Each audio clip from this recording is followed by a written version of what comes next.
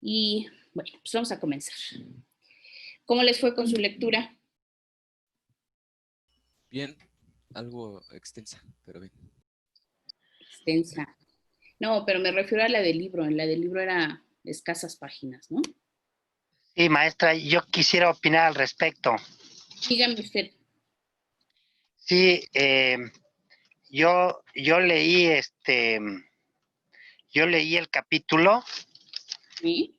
y bueno, tuve la oportunidad de conseguir el libro, maestra, ¿Sí? y, y bueno, pues leí la introducción y bueno, yo quisiera comentar sobre la lectura que, pues la verdad, tengo más preguntas que me surgieron de esa lectura. Y yo quisiera externar una pregunta que para mí resultó importante.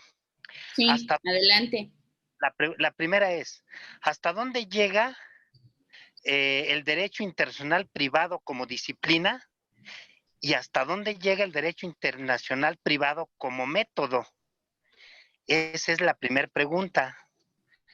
La, la, Si la quiere, siguiente, vamos contestando una a una. Y es más, le pediría un favor, Manuel, si sí, nos ayuda a dejarlas en el chat y poco a poco las vamos respondiendo. ¿Qué le parece?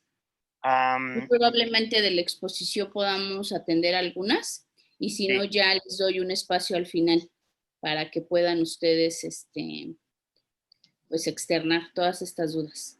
sí, Sí. sí, no, lo que pasa que como soy migrante digital, no me es tan fácil encontrar la ventana para el chat. En la parte inferior de donde está usted ahora, ¿Eh? viéndonos a todos, Sí, hay un menú, silenciar, parar video, seguridad, participantes. Al lado de participantes, chatear. Al darle clic, le va a aparecer una ventana para enviar y recibir mensajes del lado derecho, así como está usted viendo de frente a la pantalla. sí. Allí puede escribirlo. Y si Ah, se le complica, puede enviarlas al grupo de WhatsApp y de ahí las tomamos. bien, sí, a WhatsApp ahorita. Ok, Sí, bueno, pues miren, hay varias cosas que quería comentar con ustedes. La primera es, no se estresen. Todo el fin de semana estuvieron bien estresados con el tema de Cambia. La tecnología tiene sus bondades, pero también tiene sus desaciertos. Y creo que uno de ellos es que no es infalible. La tecnología tiene sus limitantes. Les decía que han intentado, creo que ya son 4 o 5 veces, ampliar la capacidad del campus virtual, porque también vale la pena que ustedes sepan cómo nace ese proyecto. Ese proyecto nace en 2005. Es el proyecto propuesto por el profesor Jordi. Y con un par de colegas, ¿no? Impulsan la posibilidad de tener este espacio. Se trabaja en la plataforma de Moodle, pero era muy básico.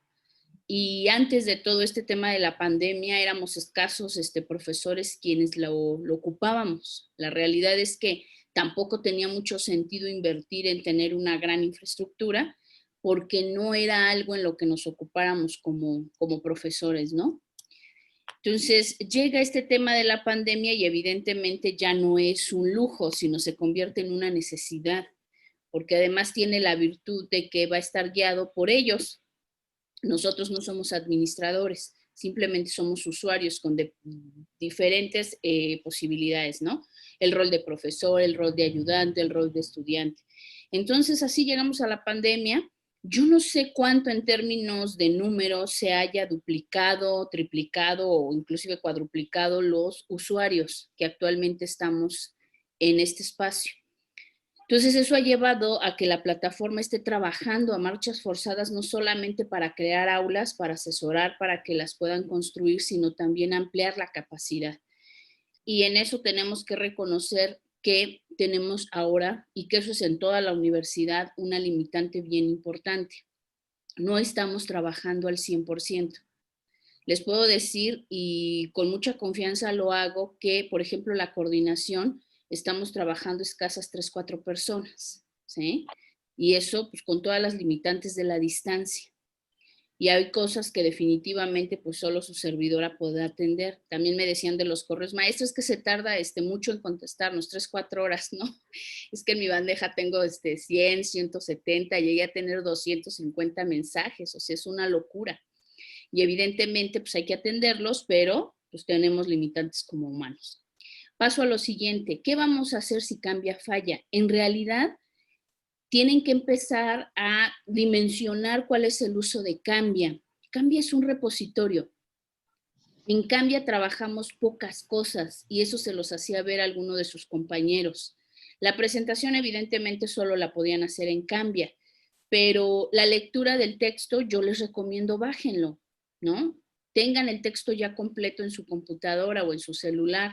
El tema de la legislación no era necesario entrar por vía de Cambia, bastaba con buscar las 3 páginas para utilizar hipótesis en su buscador.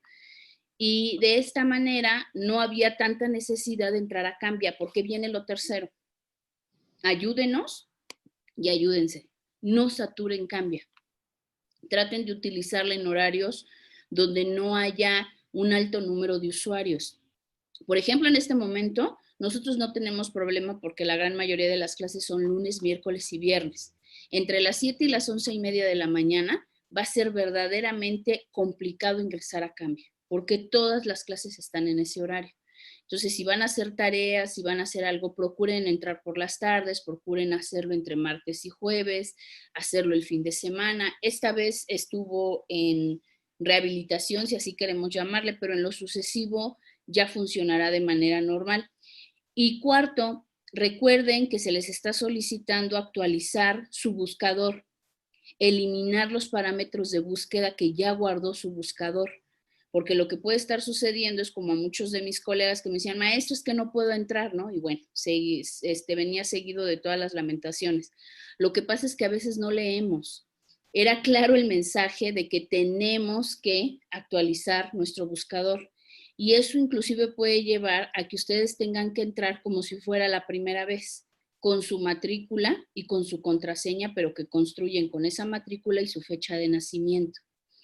Quienes ya estaban dados de alta y que por alguna razón no podían ingresar al curso, me lo notificaron y eso se solucionó pronto porque caduca. Si ustedes, ojo, si ustedes están inactivos durante un periodo de más de 3 o 4 días, es decir, que no entran a Cambia, les va a estar sucediendo eso, ¿sí? Entonces traten de ingresar por lo menos una vez cada día para que puedan ustedes revisar rápido lo que tengan que hacer y salgan. De tal suerte que esto nos lo están pidiendo también para forzar a no tener usuarios que están allí. ¿Cómo lo manejaría? Que están utilizando como recurso Cambia, pero sin que sus recursos les sean necesarios, porque en realidad, pues alguien que se inscribió al principio del curso nunca más regresa, pero ahí está su usuario. Entonces, acotado esto, chicos, en realidad lo único que tenían complicación era para la presentación, que eso lo pueden seguir haciendo, ¿no? Todavía les voy a dar hasta hoy para que lo puedan hacer. Ya empecé a leer sus presentaciones, les agradezco. Hay unas bien interesantes, saltaron de esa parte formal a tener pues como más recursos para conocerlos. Y bueno, las lecturas con hipótesis. Solo me reportó una persona que no está pudiendo porque evidentemente es en su celular, pero por favor tengan consciente que esto lo pueden hacer en su momento, si pueden, porque es el caso que también no puedan salir por alguna razón, en algún equipo rentado, ¿sí? Bastará con dedicarle un par de horas para que puedan ir y poder trabajar con hipótesis en el buscador. Y en el peor de los escenarios, pues entonces los comentarios acerca de la ley les pediría que los hicieran en el foro de comentarios, dudas, aportaciones. En realidad en este grupo yo no tuve reportado a nadie que no pudiera. Ya está también el video de nuestra sesión anterior en línea, ¿sí? Ya lo pueden ver ustedes. Allí les explicaba cómo se trabajaba con hipótesis. No se desesperen, los videos no son tan fáciles de subir a YouTube. Tarda, lleva su tiempo, porque además los tengo que editar, pero trataré de que sea lo más rápido posible. ¿Vale? Pues vamos a comenzar. Lo importante es acá, yo me rehusaba, paso propiamente a nuestro tema, yo me rehusaba a utilizar un libro de texto porque tengo varias reticencias respecto de eso. Como estudiante, me di cuenta que cuando nos restringen a un libro de texto, tenemos una visión corta de lo que es la disciplina. Y me refiero a corta porque solo tenemos la visión del autor al que estamos leyendo, ¿sí? En este caso, ustedes a Leonel Pérez Nieto. ¿Por qué elijo al profesor Leonel Pérez Nieto Castro? Bueno, primero porque me resulta de entre los libros que existen en el mercado sobre derecho internacional privado, el más serio en cuanto a la profundidad con que toca los temas, ¿sí? Además de que su expertise propiamente se ha desarrollado en la materia. Él se ha dedicado a estos temas más en el enfoque mercantil que en el enfoque de las relaciones privadas, ¿no? De naturaleza civil. Por supuesto, la materia civil como complementaria a la mercantil, él ha sido inclusive árbitro en algunos procedimientos de arbitraje. Entonces, tiene de primera mano el conocimiento. Sin embargo, quédense con la tranquilidad de que, salvo este capítulo, el resto de los capítulos yo los analizo con varios textos. Es decir, el material que yo les dejo en el aula no solo es, ¿sí?, el contenido de este texto, sino que voy a utilizar el libro del profesor Arellano García y el libro del profesor Contreras Vaca, que son los que están como complementarios en su propio programa, pero también en el aula. Y entonces tienen una visión, desde mi punto de vista, bastante completa de lo que es el derecho internacional privado. Y paso a empezar a desarrollar los temas que son esta primera parte del capítulo. En realidad lo que yo tengo que hacer esta sesión y la del jueves con ustedes es plantear de manera general los tópicos que van a ser comunes para entender al derecho internacional privado. Nosotros en la UAM no le llamamos derecho internacional privado, le llamamos conflicto de leyes. No nos vamos a meter ahora en las razones. Pero ustedes se van a dar cuenta o se dieron cuenta después de la lectura que hicieron que en realidad conflicto de leyes es uno de los tantos temas que se abordan como método dentro del derecho internacional privado. Primer mito que vamos a derribar, el derecho internacional privado no es continuación del derecho internacional público. No. Segundo mito que vamos a derribar, conflicto de leyes no es igual a derecho internacional privado. Y tercero, derecho internacional privado tiene dos características que vamos a analizar. Sí se trata de normas, por lo tanto es derecho, pero se ha criticado porque este tinte de internacional carece de una característica. El derecho internacional privado no se nutre en un porcentaje importante, si dijéramos sobre ese 100%, en la mayoría de normas de naturaleza internacional. Son normas típicamente del derecho doméstico, ¿sí? Entonces, por eso se le ha criticado este tinte de internacional. En realidad se centra, y vamos a acotar el primer punto, en desarrollar un contenido que, como lo describe el profesor Pérez Nieto, ha centrado su atención en un referente importantísimo. Cómo se ha ido construyendo esta disciplina en el sistema basado no en precedentes, sino basado en la ley. El autor menciona esto de manera genérica, pero así comenzaría yo a explicarles el primer punto. El contenido del derecho internacional privado obedece al sistema que sigue el país en cuestión, en este caso México. ¿A qué me refiero? Que de manera natural, alrededor del mundo, por lo menos en el mundo occidental, se ha dividido pedagógicamente en dos sistemas. Uno basado en precedentes, el common law, y otro basado en la ley, el derecho romanista o típicamente basado en normas, ¿sí?, que están escritas. Ustedes deben tener un referente que los países de habla inglesa, principalmente, por supuesto, Inglaterra, Estados Unidos y alguna parte de Canadá, tienen la característica de que no existen leyes, ¿sí? No hay una ley. Yo no les puedo remitir a una ley o a un código de derecho internacional privado en esos países. Se basan principalmente en los precedentes. ¿Qué es esto? La famosa jurisprudencia. Cuando un abogado o cuando un juez conoce de un asunto que interesa al derecho, que está controvertido, ¿y a qué me refiero que esté controvertido? Que hay dos derechos en tensión y que hay que resolver esa tensión, tendrá que ir a revisar casos y, por supuesto, la determinación final de esos casos para ver a cuál se asemeja y poder extraer de las características más parecidas para saber cuál podría ser el criterio bajo el cual el juez que está conociendo del caso actual puede resolver. Eso a nosotros nos queda distante, porque en realidad nosotros sí tenemos un código, ¿sí? ¿Qué sucede con el derecho romanista o el que sigue México?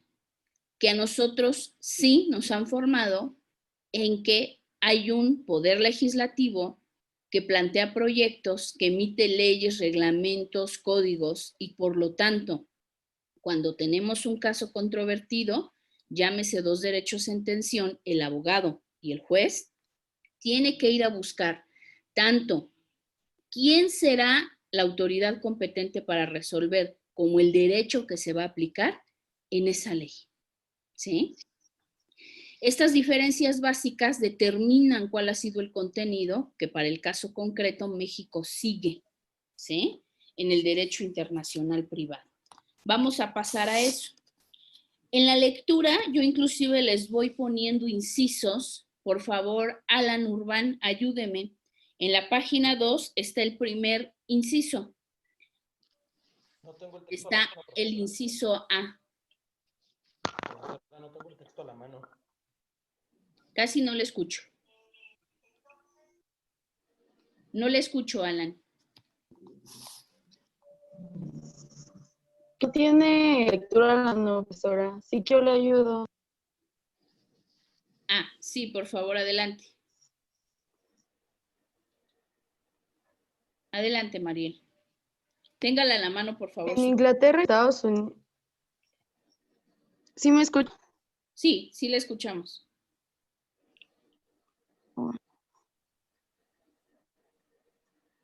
Sí le En escuchamos. Inglaterra y Estados Unidos de América, el derecho internacional privado se circunscribe al estudio de los métodos de los conflictos, tanto de competencia judicial como de leyes. En este último país, los casos de derecho internacional privado son muy frecuentes, debido a que cada estado de la Unión Americana tiene sus propias leyes y la diversidad de ellas obliga a buscar soluciones con base en los métodos citados. Hasta Por ahí su está cantidad, la jurisprudencia y la doctrina en este país son ricas en conceptos, lo que a su vez ha dado lugar a importantes planteamientos doctrinales. En general, autores y tribunales solo se refieren a casos. Mariel. ¿Sí? Mande. ¿Sí me escucha? No. Ah, le decía que ahí está bien, Mariel. Gracias. Ah, sí. Lo siguiente que nos interesa respecto de un planteamiento pedagógico es no solamente qué sistema se sigue por parte de ese país, sino cuál es su configuración político-administrativa. En el caso de México somos una federación donde se supone que cada parte integrante de esa federación es libre y soberana. Sin embargo, en la práctica, constitucionalmente, hay limitantes a esa libertad y a esa soberanía. En gran parte le ceden en un juego político bastante sui generis, es yo te cedo esa autonomía, pero a su vez luego pactamos para que tú me la otorgues. Me refiero a la federación, ¿sí? En el caso de los Estados Unidos, no, porque ellos, primero, son una confederación y por lo tanto la lógica de confederación resulta en los siguientes términos. Son plenamente autónomos de adherirse o no a lo que la federación o la confederación suscriba. Ejemplo, en tratándose de tratados internacionales firmados por el propio Ejecutivo, no es de aplicación automática para las partes de esta confederación. Tendrán que firmar y suscribir de manera independiente y si así lo define su legislatura adherirse o no a esta determinación. Por eso, en materia, por ejemplo, migratoria, es muy común que la federación, a través de decretos, por ejemplo, fue el caso del presidente Obama, determinase leyes o decretos, más bien decretos, que beneficiaban a los migrantes, pero no todos los estados de la Confederación firmaban o suscribían esos acuerdos. Por lo tanto, había estados donde se les protegía ampliamente o por lo menos no se les perseguía, si estos oasis que se les llamaba, y había estados muy duros en términos de sus leyes, porque contrariamente a lo que determinaba la federación, ellos decidían no adherirse y además hacer prohibitiva la posibilidad de movilidad en una situación irregular, ¿sí? Entonces, allí es como muy pertinente que haya normas, y paso a lo tercero que quiero comentarles, ¿cuál es el centro del derecho internacional privado? Ya que entendimos que hay dos sistemas, el sistema de precedentes, el sistema romanista, que nos interesa también cuál es la configuración político-administrativa, lo tercero es entender cómo funciona el derecho internacional privado. Al derecho internacional privado lo que le interesa no es la vigencia de la ley en el tiempo, sino en el espacio. ¿A qué me refiero? Naturalmente nos enseñaron que para una jurisdicción hay una autoridad competente para emitir leyes y la vigencia de esas leyes será exclusivamente en esa jurisdicción. ¿Qué sucede con derecho internacional privado? Que entiende que la naturaleza per se del ser humano y sus intereses han cambiado. Les puedo decir prácticamente que sin migración, sin movilidad humana, el derecho internacional privado no tendría sentido. ¿A qué me refiero? En la medida en que el ser humano no nace, se desarrolla y muere en el mismo lugar, sino que se mueve, requiere y lleva el reto a las legislaciones a un mexicano viviendo en los Estados Unidos o un estadounidense viviendo en México, que resulta no solamente importante en términos de lo que ustedes ya pueden implicar, sino que hay algo que empieza a generar conflictos, puede ser incluso, y que hay que resolver. ¿Cómo la ley que rige el estatuto personal de ese migrante que está ubicado en los Estados Unidos o de ese migrante que está ubicado en México hace para que coexistan su propia ley, la de origen, y la ley vigente en el territorio donde hoy día radica? ¿Sí? Hay reglas básicas que ustedes van a ir aprendiendo, pero hay otras que tenemos que ir dilucidando. Yo les pongo a veces ejemplos muy concretos para que lo entiendan. Mexicano, ¿sí? O fíjense, a veces ni mexicano, vamos a complejizarlo, esto es real. Chilena y haitianos radicados en México, que se casan ni en Chile, ni en México, ni en Haití. Van y se casan en un viaje a Colombia. Regresan a México y tienen aquí a su hija. Ambas nacionalidades le permiten a la niña tener doble nacionalidad, es decir, mexicana, pero también tiene derecho a la nacionalidad de su madre, chilena, mexicana, pero también tiene derecho a la nacionalidad de su padre, haitiano, además de todo el bagaje cultural que ya pueden implicar. Pero un buen día, ellos deciden divorciarse. Imaginen todo lo que hay alrededor, lugar donde se celebró el matrimonio, lugar donde tuvieron su domicilio conyugal, nacionalidad e implícitamente derechos y obligaciones de manera mutua, pero también respecto de la menor. Si hicieron un patrimonio, allí tiene sentido derecho internacional privado, porque las reglas que establece el derecho internacional privado nos ayudan a dilucidar cuando convergen. Al profesor Leonel Pérez Nieto no le gusta hablar de conflicto, sino de convergencia. Obviamente, ¿por qué convergen? Porque el ser humano de manera natural, ¿sí? A veces ni siquiera pensando en que tendrá efectos jurídicos, ejemplo, se enamora y se casa con alguien de una nacionalidad distinta. Hace por los actos de esa naturaleza humana que las normas converjan. Y entonces en el centro va a estar dilucidar, uno, para el mexicano, ¿cuál es la ley aplicable para poder dirimir estas controversias? Y dos, ¿quién va a ser la autoridad competente? Y lo refiero como mexicana porque para el caso norteamericano no hay ley. Entonces, para ellos será quién es la autoridad competente. Y derivado de esa autoridad competente, cuáles son las determinaciones finales que ha emitido y por lo tanto, cuál va a ser la posibilidad de resolver el asunto. Avanzo en el contenido. El siguiente punto donde el autor hace una parada son las universidades italianas. Ellos no solamente pusieron especial atención, como en el caso de Inglaterra y los Estados Unidos, en los métodos de conflicto y la competencia judicial, sino que centran su estudio en los conflictos de leyes y las jurisdicciones, ¿sí?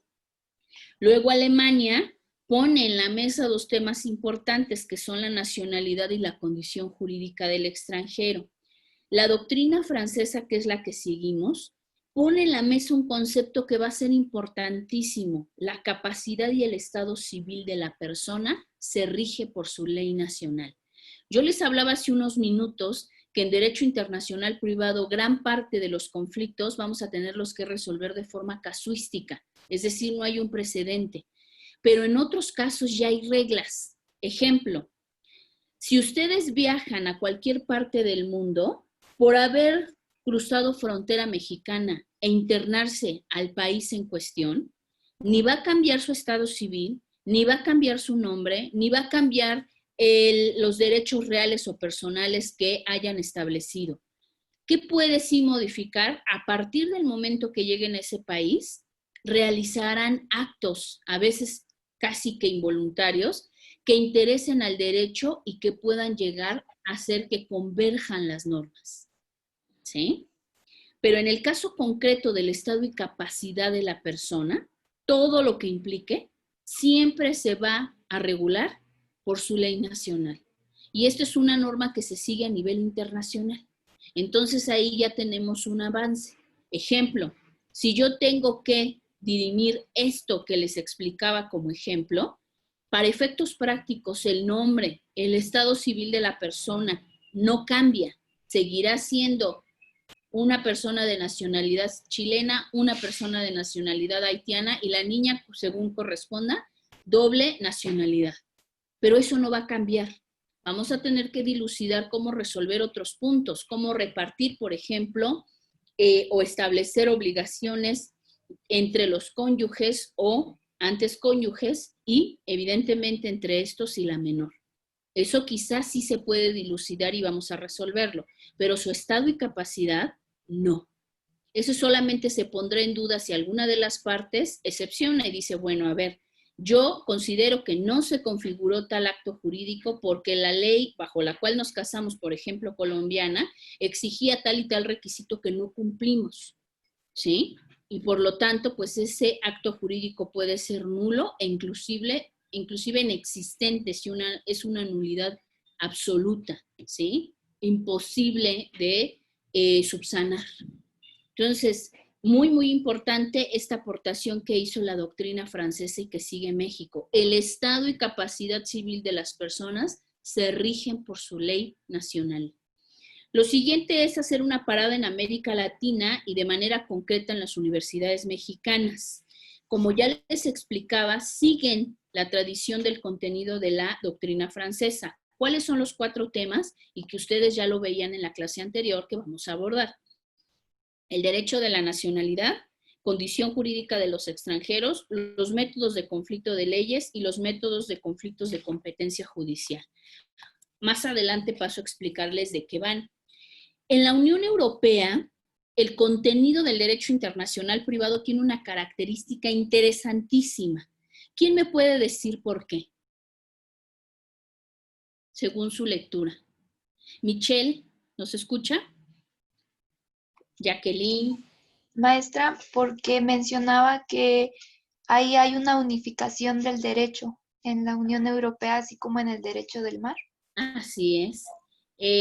Michelle, Jacqueline, Nacheli, Montserrat, Benjamín, Sergio, si pueden encender su cámara, por favor. Gaby, Melina, Allison, por favor. ¿Por qué es interesante el tema del derecho internacional privado en la Unión Europea? Nada más y nada menos que yo les planteaba una organización político-administrativa como la mexicana. Ustedes, quien se vaya al área de concentración de administrativo, lo van a ver con más particularidad. Hasta ahora, ustedes al ingresar a la Universidad Autónoma Metropolitana, se les ha formado bajo 2 leyes posibles de aplicación, o pongamos inclusive a veces hasta 3, las del Distrito Federal, las de la Federación y ese bloque de convencionalidad del que hoy hablamos. Nada más que a veces perdemos de vista que en México tenemos distintos niveles y cada nivel tiene competencia para generar normas. Tradicionalmente, como lo hemos entendido, el municipio, los estados, la federación y hoy esa federación en su vertiente de este bloque de convencionalidad. Imaginen que eso hay que sumarle un poder que sí podemos caracterizar como supranacional en el caso de la Unión Europea. Ojalá en su clase de Relaciones Internacionales 2 puedan ver la Unión Europea. Evidentemente allí tiene importancia por ser un modelo de integración económica y se los explico rápido. Alrededor del mundo, en 1994 cambia lo que era el GATT a la OMC, pero desde las reglas que regulaban al Acuerdo General de Aranceles, había allí en ese documento un artículo que preveía que sí, ok, vamos a generar reglas comunes para el comercio, pero alrededor del mundo habrá la posibilidad de generar acuerdos regionales.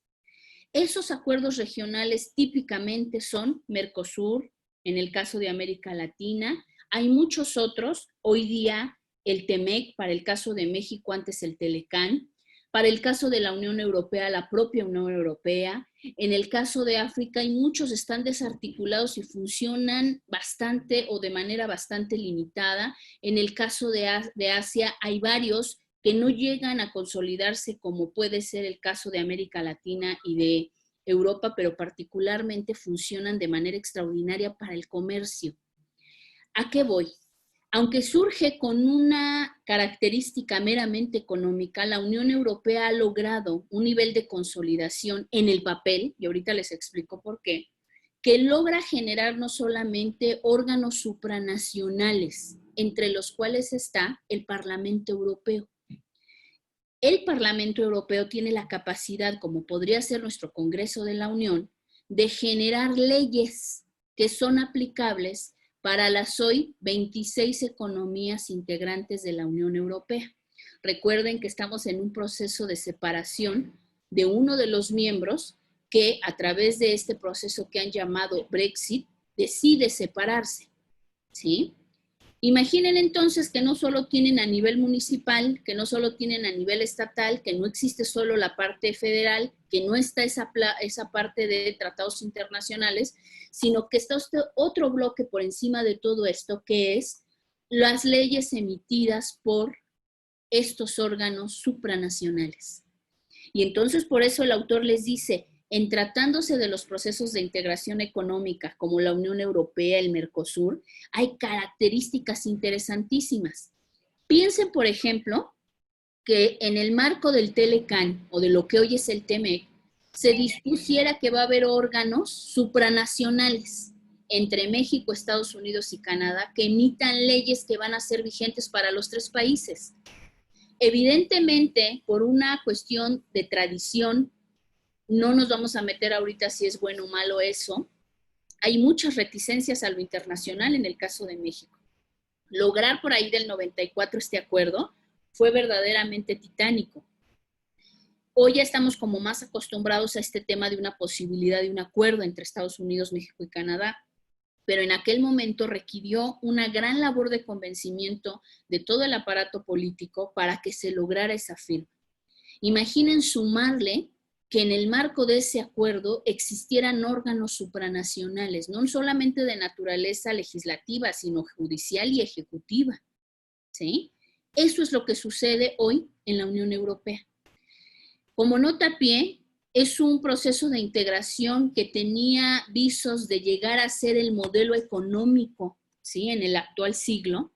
Sin embargo, por ahí de 2004, cuando se propone crear una constitución y a partir de esa constitución crear todo un andamiaje político, y justo quienes impulsaron la propuesta opuesta de esa constitución se rehúsan a firmarla, pues empezó la debacle, ¿sí?, de lo que es la Unión Europea, que funciona muy bien, que ha sido ejemplo en términos de la movilidad no solamente de mercancías, sino de personas. O sea, verdaderamente hoy sí hay beneficios para quienes son parte de la Unión para moverse de un país a otro sin tanto problema, y lo vamos a ver cristalizado en el caso de la salida de los ingleses de esta unión, porque allí va a empezar la crisis.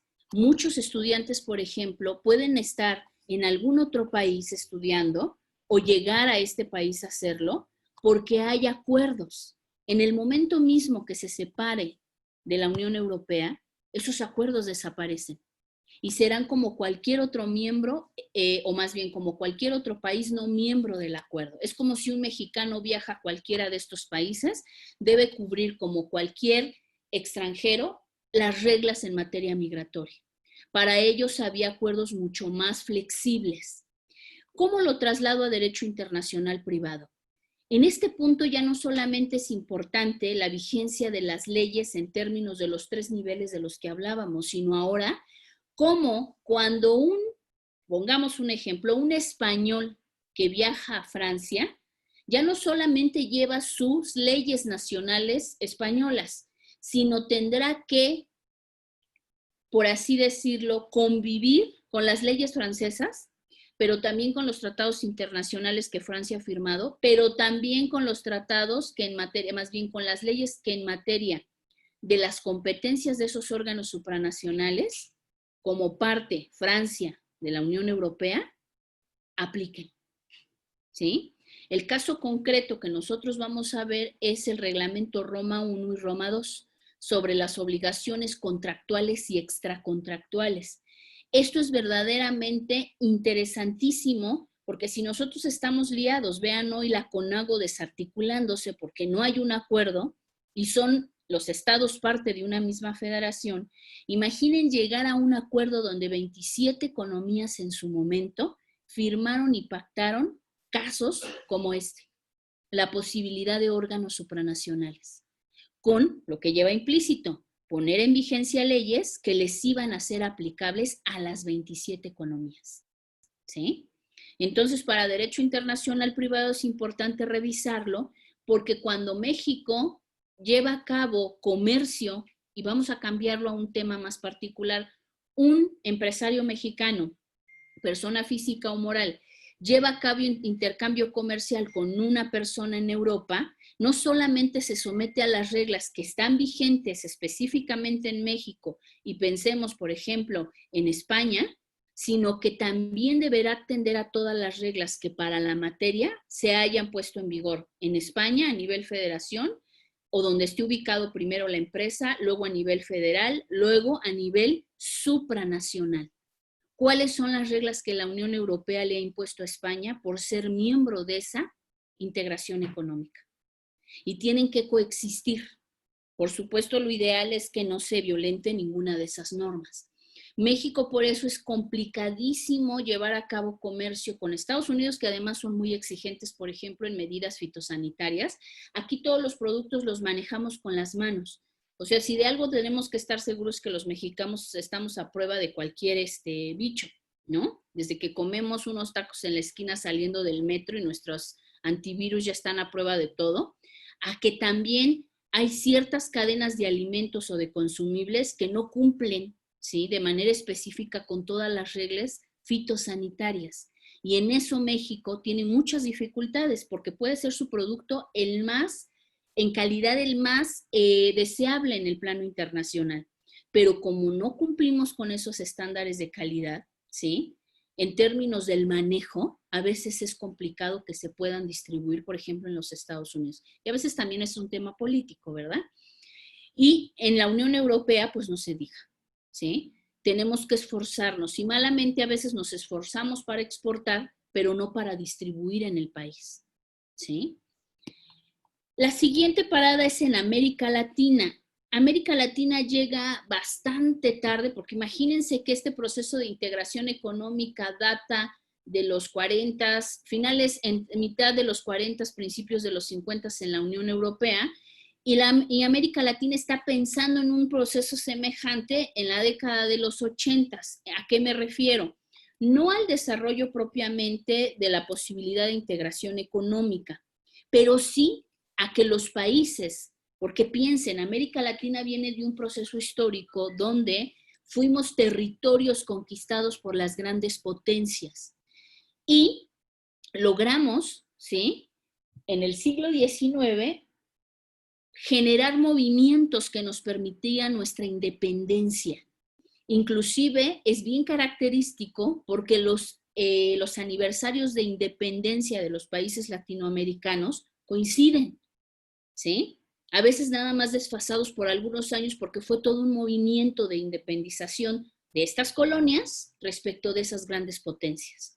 Entonces, el ir a la discusión de aceptar tratados nuevamente, que de alguna manera muchos de estos pensadores se posicionaban como una nueva forma de colonización, fue complicadísimo. Lo que les puedo decir es que el profesor Leonel Pérez Nieto es justamente de quienes hacen apología de lo contrario. Dice, México tiene que posicionarse, tiene mucho que dar en términos del comercio y por supuesto sus nacionales viajan, hacen intercambio, ya no nos podemos aislar.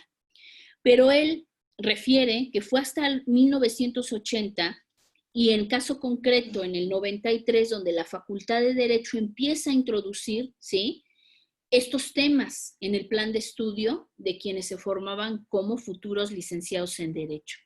Y básicamente aporta el derecho de la nacionalidad, la condición jurídica de los extranjeros y el método para resolver los problemas derivados del tráfico jurídico internacional. Y entonces en este recorrido de apenas unas cuantas cuartillas, lo que nos expone el profesor es, no solamente ha sido una lucha desde la trinchera del académico, sino de los procesos culturales, sociales, económicos, que la materia se haya puesto como parte del contenido de la formación de los abogados, ¿sí? Pensar en una materia de esta naturaleza, cuando recién estábamos saliendo, ¿sí?, de ese proceso, primero de independencia, luego de revolución y luego de mediana estabilidad derivada de esos gobiernos que se caracterizaban pues por ser, ¿no?, la reminiscencia de eso que hemos llamado como los famosos caudillos, ¿sí? Es hasta que llegamos a presidencias donde lo que se denominó como los tecnócratas, ¿sí?, que se acepta que México tiene que dar apertura al comercio internacional. Podemos criticar muchas cosas y ya hay infinidad de artículos. Yo les recomiendo la revista Foro Internacional, tiene por lo menos 2 o 3 artículos que hacen la evaluación a 10 a 15 años de lo que fue el Tratado de Libre Comercio para México. En pocas palabras, lo que nos vendieron como una panacea económica en el 94, que tanto no fue como realidad, ¿sí?, a la distancia de esa evaluación.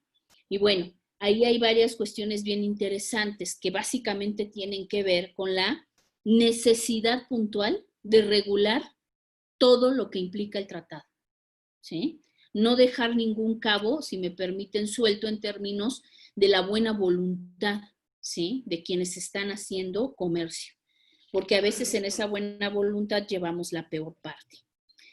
Una vez acotado este punto, lo siguiente que quiero explicarles es, ¿qué vamos a ver en derecho de nacionalidad? Básicamente, primero tengo que decirles quiénes son mexicanos, para que ustedes después entiendan en condición jurídica del extranjero, quiénes para efectos prácticos de la Constitución y de la ley sobre la materia son extranjeros.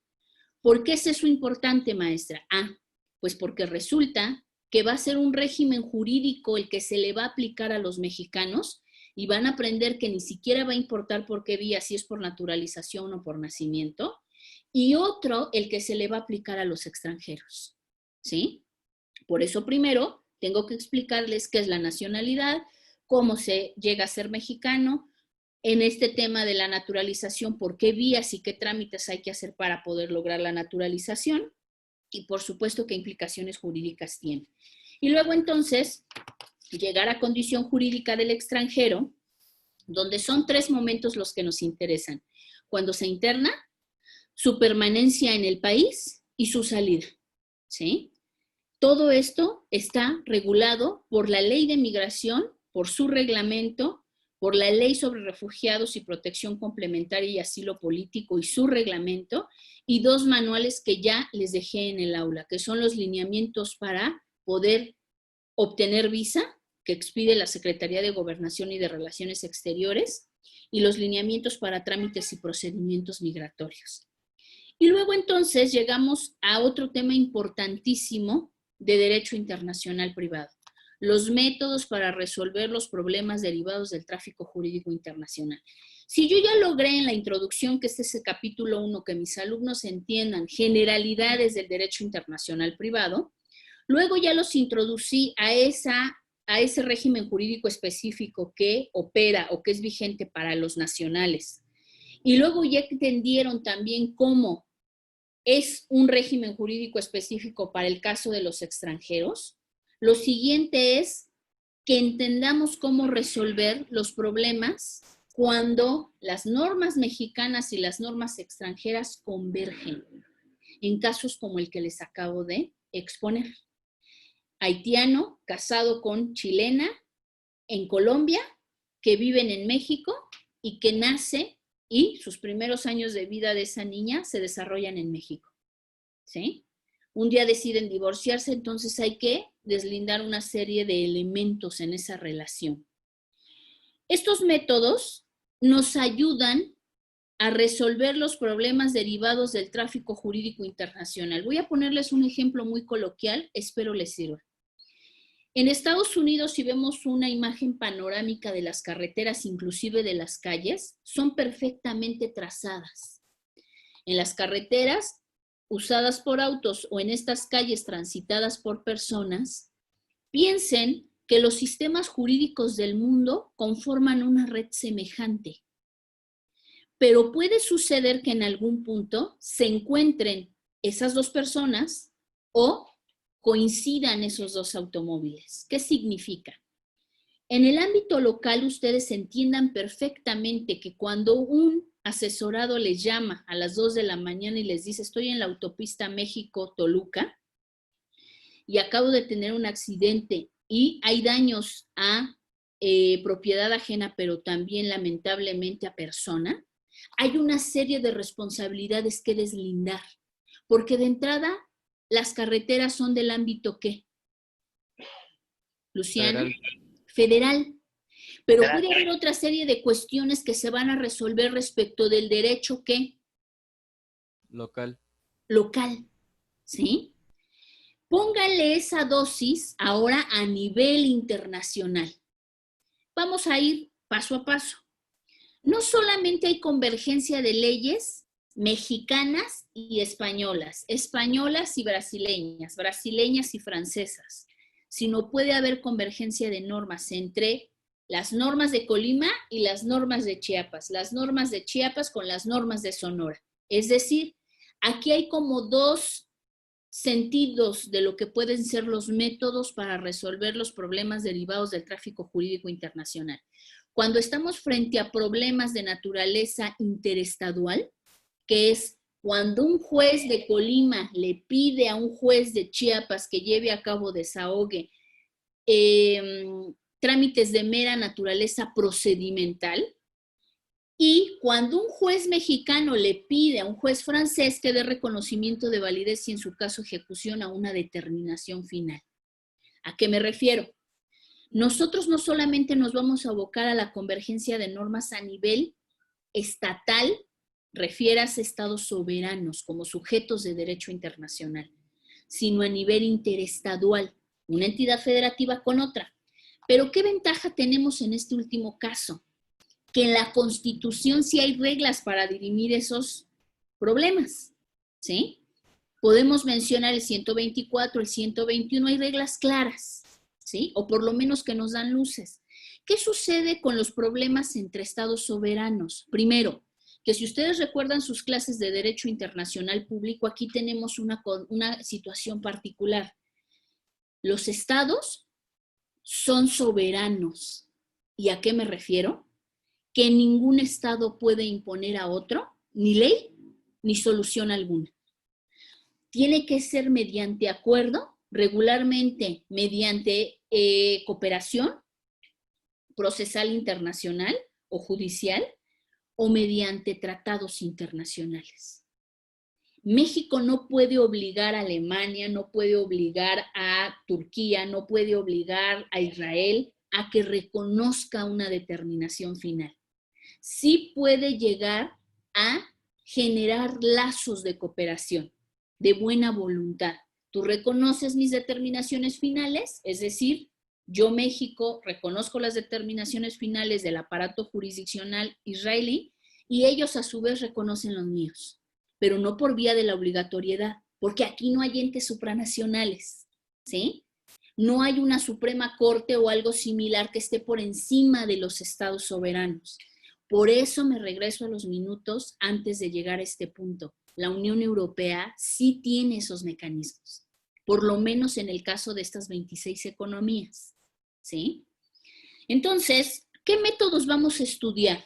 Piensen que cuando yo tengo un problema de una norma que converge mexicana con española, voy a recurrir a técnicas y esas técnicas a su vez están implícitas en métodos. Recuerden que el método es una forma de hacer, ¿sí? El método conflictual, el método de normas de aplicación inmediata, las normas materiales, la lex mercatoria, el derecho uniforme y la competencia judicial. Se dice que en el caso de los sistemas romanistas es más importante los conflictos de leyes que los conflictos de competencia judicial. O yo cambiaría, ¿por qué nos es más importante? Porque nosotros primero definimos cuál es la ley e implícitamente sabemos cuál es la autoridad jurisdiccional que conocerá. En el caso de los sistemas de precedentes no hay ley, entonces ellos centran su estudio en la competencia judicial, porque allá lo que hay que dilucidar es qué autoridad va a resolver, ¿sí? Yo estoy un poquito en desacuerdo de poner o ponderar una cosa más que la otra en el caso mexicano, porque en realidad es un proceso cognitivo simultáneo. ¿A qué me refiero?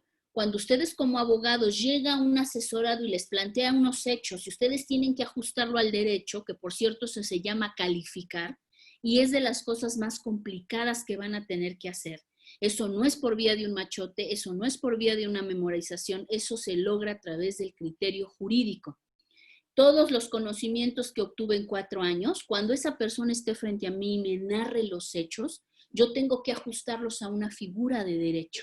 Y eso puede ser verdaderamente complicado, porque no solo es ajustarlo, sino generar una estrategia de litigio que beneficie a mi asesorado. Un asunto puede ser por vía civil, por vía mercantil y por vía penal, pero a veces yo tengo que tener esa sensibilidad para saber que la vía penal va a ser más efectiva, ¿sí? O que ambas, pero ¿cómo voy a utilizarlo? ¿Sí? Y por supuesto, de manera transversal a todo esto, la ética, porque a veces como abogados sabemos que va a haber actuaciones que aunque incluso la inacción del abogado lleve a un resultado, no va a ser correlativo a una cuestión de voluntariedad, sino que simplemente como no aportamos nada, pero el juez, por ejemplo, el juez de control tampoco pudo probar nada, ¿sí? Pues simplemente no hay nada que perseguir, no hay delito que perseguir y la persona que asesoramos queda libre. Pero no fue por nuestra habilidad, en realidad se debió a la mala suerte o a la poca expertise tanto del abogado como del propio juez. Espero que eso no pase, que casi siempre sea resultado de que ustedes analicen la mejor estrategia para defender a ese asesorado. Y entonces, yo tengo que explicarles a través del capítulo 5, 7, 9, esos métodos, ¿sí? Esos capítulos van a estar destinados a que yo les explique qué pasa cuando hay convergencia de normas y resolvemos conforme al sistema conflictual o conforme a las normas de aplicación inmediata o materiales o de lex mercatoria o de derecho uniforme o de competencia judicial. Ahorita no me meto en explicarles de qué va cada uno, lo vamos a ver. ¿Qué definición de manera puntual se le da a derecho internacional privado. Justo tiene que ver con estos métodos. Nos refiere el autor en la página 6, que es como la materia que estudia los diversos métodos que se emplean para la resolución de problemas derivados del tráfico jurídico internacional. En pocas palabras, lo traducimos como la materia que estudia las técnicas para poder resolver normas en conflicto o en convergencia. Ojo, paréntesis, no por su vigencia en el tiempo, sino por su vigencia ¿en qué? En el espacio. ¿Sí? Para efectos prácticos a derecho internacional privado de manera general, no le interesa cuándo fue promulgada y cuándo fue derogada una ley. Le interesa como un tema accesorio, porque evidentemente yo no puedo invocar una ley que no está vigente. Lo que realmente nos interesa es en qué espacio, físicamente hablando, se aplica. No pierdan de vista lo que han visto en derecho internacional público. ¿A qué me refiero? Territorio del Estado. En términos de tierra, básicamente, ¿no? El espacio aéreo y marítimo. Aguas interiores y lo que comprende el mar territorial, la plataforma continental, la zona, el mar abierto, etcétera. Hay un régimen específico. Y de manera muy particular, buques, aeronaves y sedes de embajadas de México en el mundo. ¿Sí? Aunque de manera natural no lo comprenderíamos o un estudioso de otra disciplina no entendería que son parte del territorio mexicano, también aplica esto, ¿eh? Lo siguiente es decirles que si tuviera yo que compartirles cuál ha sido el desarrollo o en qué materia se ha desarrollado más el derecho internacional privado, justo las tres en las que más se ha desarrollado es el de las personas y sus relaciones familiares y el de las relaciones vinculadas al comercio, ¿sí?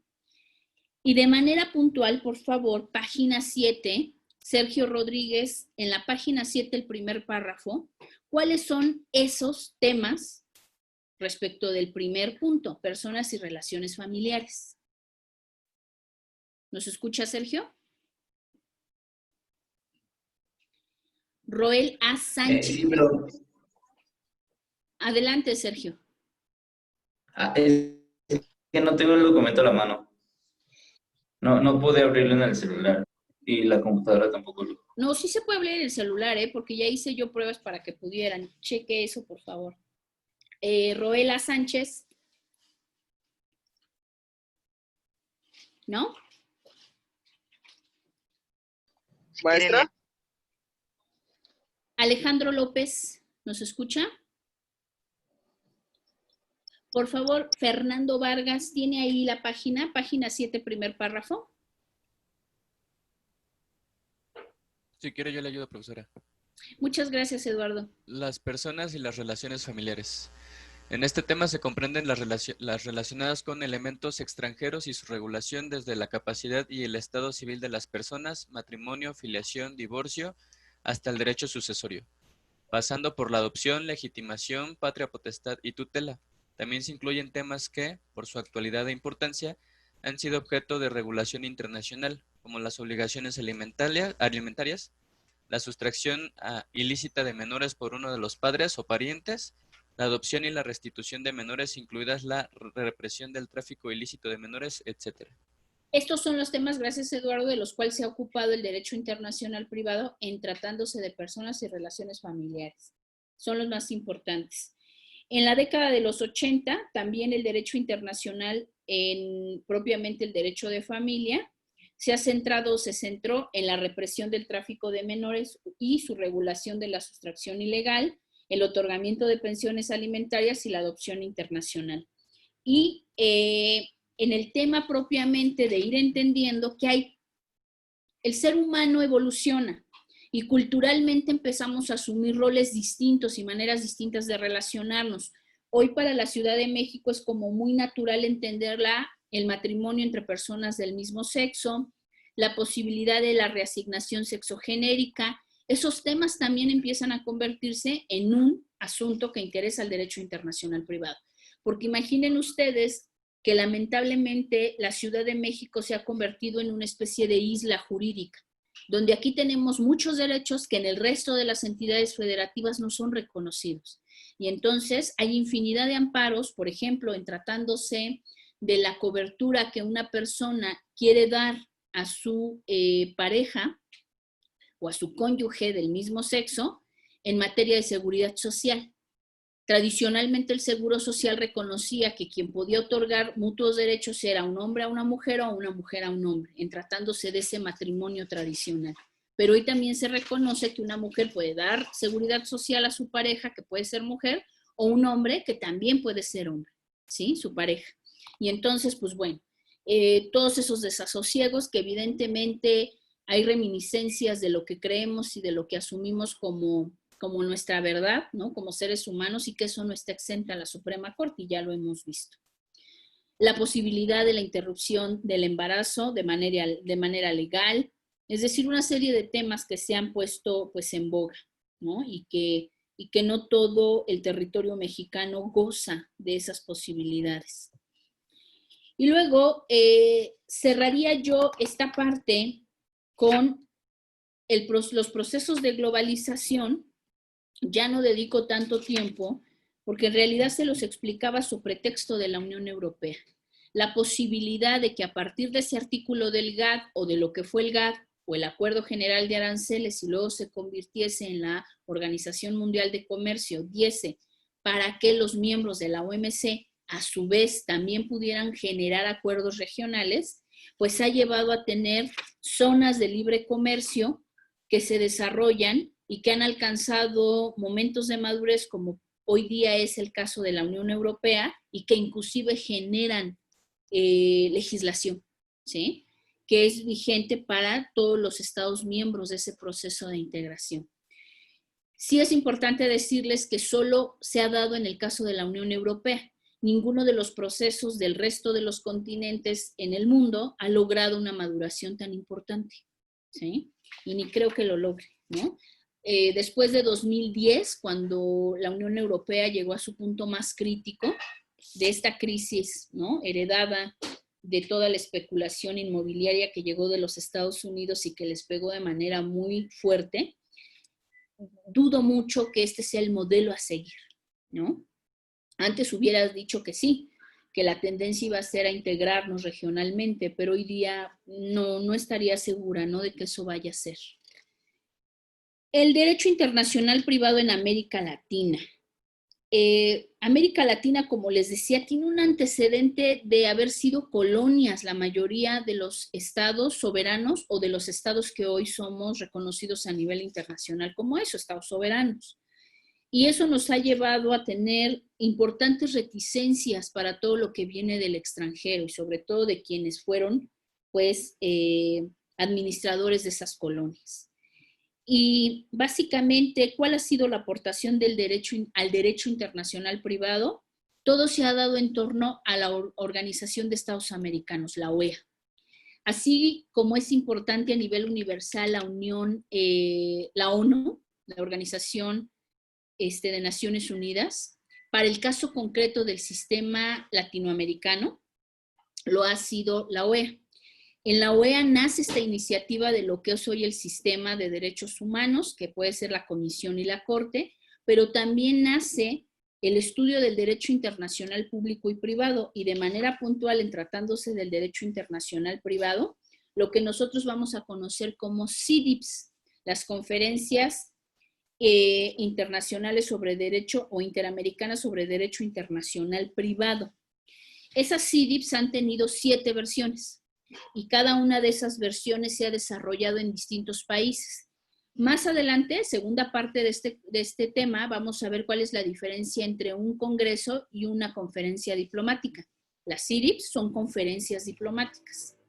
A lo largo de esta parte, o del apartado de Derecho Internacional Privado en América Latina y en México, yo les he ido puntualizando. El primer punto es los países que ratificaron las convenciones de Montevideo en 1889, y que en esa medida manifestaron su interés por el derecho internacional público.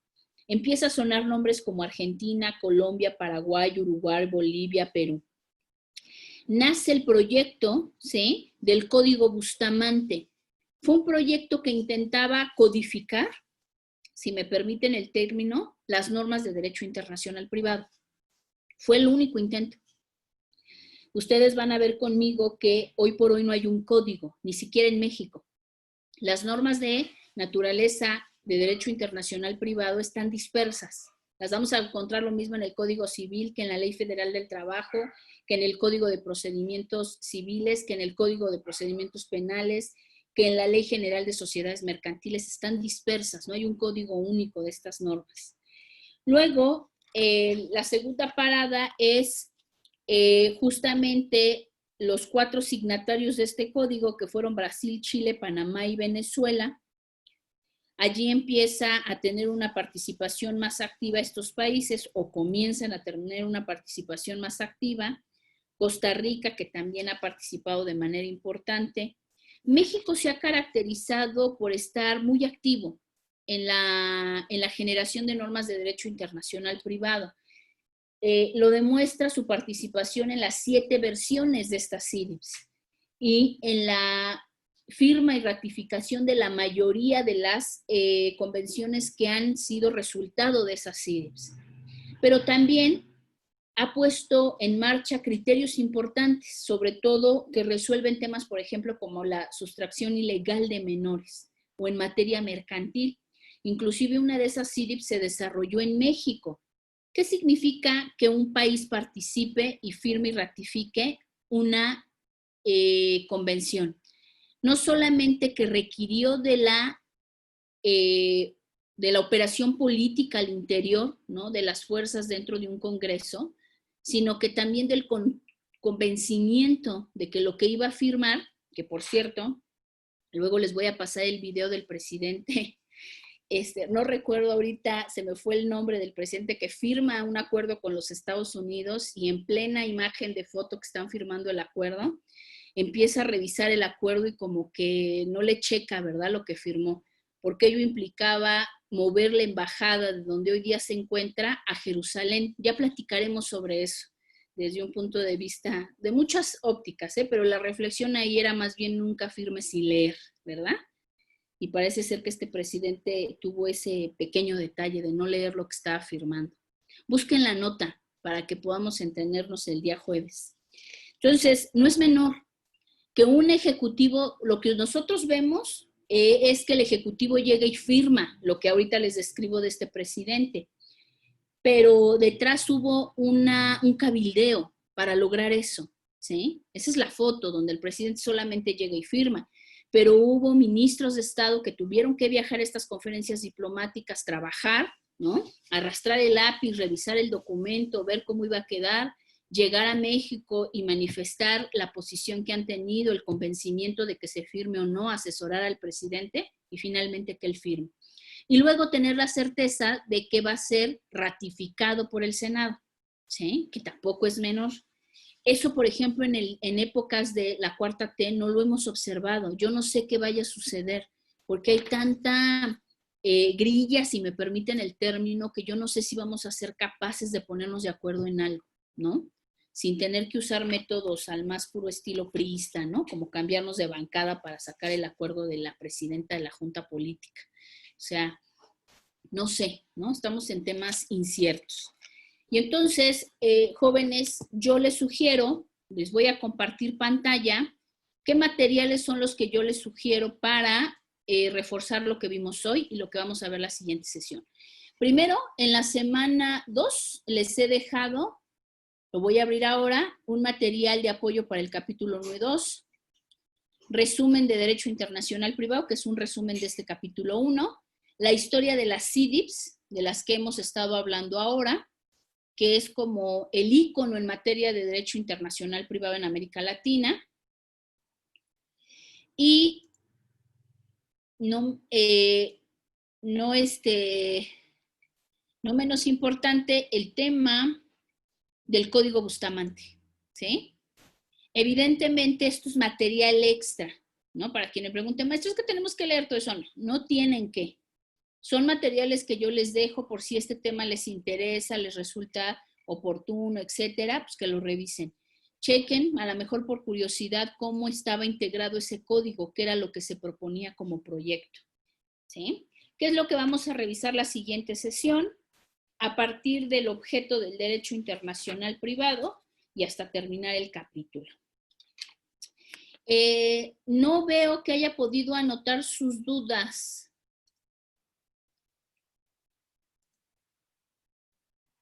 ¿O las mandó al grupo? Ah, ya lo vi. A ver. Sí, están en el WhatsApp, maestra. Ah, ok. Lo que vamos a hacer es dedicar unos minutos la siguiente clase para poderle explicar si no es que ya se pudieron resolver algunas de esas dudas. No las veo. ¿En el grupo de las 8:30? No las veo. Ah, ok. ¿Hasta dónde llega como disciplina y hasta dónde llega como método? Creo que eso ya, espero le haya quedado claro, Manuel. ¿En dónde está el límite como disciplina y como método? Como disciplina implica por lo menos 5, 6, entre 6 y 7 temas. Como método es solo uno. Los métodos que se utilizan para resolver los problemas derivados del tráfico jurídico internacional. Es decir, no podemos asemejar derecho internacional privado a métodos para resolver. No. Es uno de los tantos temas, aunque es central. Y luego me preguntaba, en la Comunidad Económica Europea es supranacionalista. En Inglaterra el derecho internacional privado está bajo la teoría autónoma. ¿A qué se refiere con la teoría autónoma? Mientras fueron parte de la Unión Europea, Manuel, eran los odiados de la Unión, déjenme les cuento. Era como el hermano incómodo que se beneficia de todo y no coopera en nada. Pero evidentemente se tenía que atender a un criterio de supranacionalidad, es decir, lo que estaba vigente en la Unión lo tenían que atender. Hoy por hoy, después de su separación, pues evidentemente ya no están obligados y serán más felices, ¿no? Porque tampoco cooperaban con mucha devoción. Maestra, en la pregunta 12 del material dice: se menciona y describa brevemente las 3 tendencias principales de la derecho internacional privado. Y ahí, según José Yengual Mesías, habla de teorías supranacionalistas, teorías territorialistas y teorías autónomas. A eso me refiero yo, que la Comunidad Económica Europea se queda, digamos, con la teoría supranacionalista, originados por Dumoulin, y entonces la pregunta mía es, entonces, Inglaterra, cansada de financiar el atraso económico de Grecia y de España, se sale y la pregunta es, ¿se queda la teoría autónoma? La Comunidad Económica Europea ya no existe. Fue uno de los antecedentes de la Unión Europea. O sea, eso sería importante decir. Segundo, Inglaterra no ha financiado. O sea, yo creo que fue de los que menos puso para la crisis de Grecia, ¿no? Allí quien ha llevado el soporte es Alemania. Y por eso la canciller Merkel pues tiene la voz cantante y dominante, porque el Banco Europeo es igual a las reservas alemanas. Entonces no coincidiría en eso, pero eso es una mera postura, Manuel. Y si quiere esa última pregunta de la posición autónoma, la rescatamos en la siguiente sesión, cuando revisemos. Sí, maestra. Les paso asistencia. Ángeles Santiago. Castillo Medina. Presente. Cruz Mercado, no es cierto, de Aquino Güell.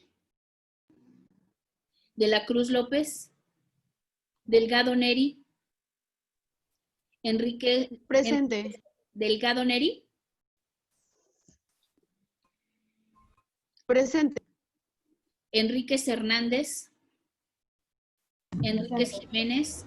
Presente. Estela García. Presente. García Aguirre. Presente. García Nava. García Sánchez. Presente. García Sánchez Sonia. García Cepeda. Hernández Martínez. Islas Flores, Presente. Jiménez Victoria, Presente.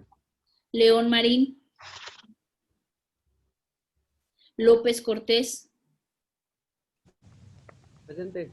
López Ramos, López Cortés, Magaña Salguero, Presente. Montiel Castillo, Ortiz Suárez, Presente, profesora. Buenos días. buen día, Palomares Casas, Presente. Peña Mercado, Ramos García, Reséndiz Morales, Rodríguez Neri,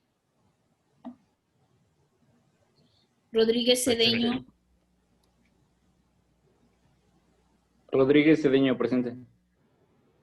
Rojas Ramos, Presente. Romero de la Cruz Jorge Arturo, Presente. Romo Lamas, Presente. Ruiz Vargas, Presente. Salgado Salgado, Presente. Salinas Padilla, Presente. Sánchez Pérez, Profesora, él es Roel, me acaba de comunicar por WhatsApp que se le fue la condena en su celular y que intentó ingresar a la computadora, ya no le dio acceso, pero que sí estuvo la mayoría de la clase. gracias. Sánchez Ramos, Tapia Barrios, Presente. Urbán Arellano, Presente. Vargas Cruz Presente, profesora. y Escalante Guerrero. Que tengan excelente día, jóvenes. Nos vemos entonces el jueves. Igualmente, Estén muy bien. gracias. Adiós, maestra. Hasta luego, profesora. Buen día. Igualmente, hasta luego. Gracias.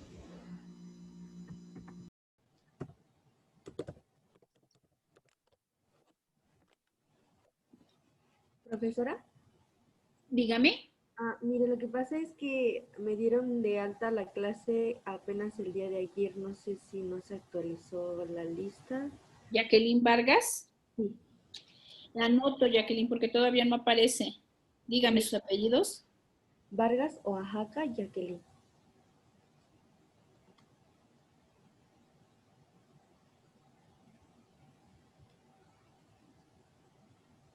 Muy bien, Jacqueline. Sí está en el de las 8:30, ¿verdad? Sí. Muy bien. Cuídese, que esté muy bien. Gracias. A mí no me nombró. ¿Eh? ¿Arteaga? Sí. Pero llegó tardísimo.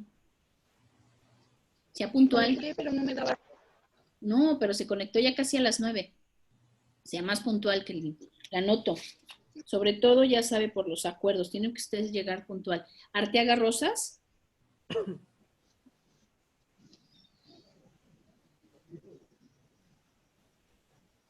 Que tengan buen día, jóvenes. Profesora, yo tuve una deficiencia de señal de internet y me sacó de la reunión. Ya después, bueno, les Lo puedo vemos la marcar. siguiente sesión porque ya tengo que ir a mi otro grupo, chicos. Sí. ¿Sale? Me recuerda, por favor, Alejandro. Que estén muy bien.